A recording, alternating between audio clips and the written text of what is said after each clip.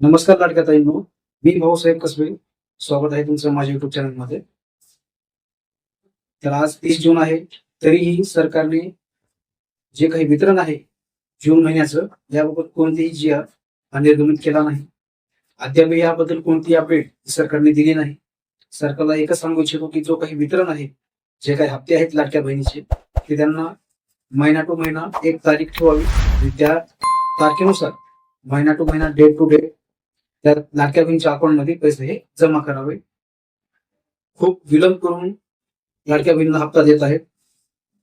तर एक तारीख ठेवावी जेणेकरून की त्या तारखेला हे वितरण व्हायला पाहिजे. तर आता आज 30 जून आहे, तरीही कोणती अपडेट सरकारने दिली नाही.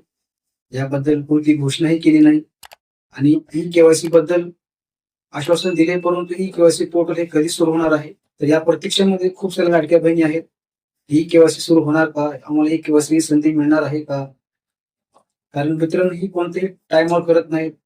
जे वितरण आहे, समजा जूनचं वितरण आहे तर जुलैमध्ये जात आहे, यामुळे खूप वितरणास विलंब होत आहे आणि वितरणास विलंब झाल्यामुळे खूप साऱ्या लाडक्या बहिणी नाराज आहेत.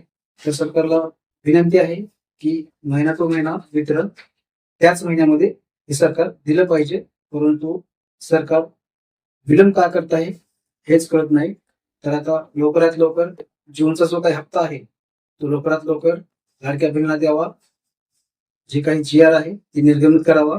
येत्या 3 ते 4 दिवसामध्ये सर्व पात्र लाडक्या बहिणीच्या अकाउंटमध्ये सरकार पैसे हे जमा करावं. कारण खूप गरजू लाडक्या बहिणी आहेत, त्यांना वेळेवर जे काही हप्ता आहे ते द्यावा. तर लवकरच ई-केवायसी बद्दल अपडेट ही येणार आहे. कृपया चॅनल जर नवीन आला असाल तर चॅनलला आता सबस्क्राईब करून ठेवा. असेच महत्वपूर्ण व्हिडिओज तुमच्यापर्यंत मिळत राहतील. तर भेटूयात नवीन माहितीसह, नवीन अपडेटसह. धन्यवाद.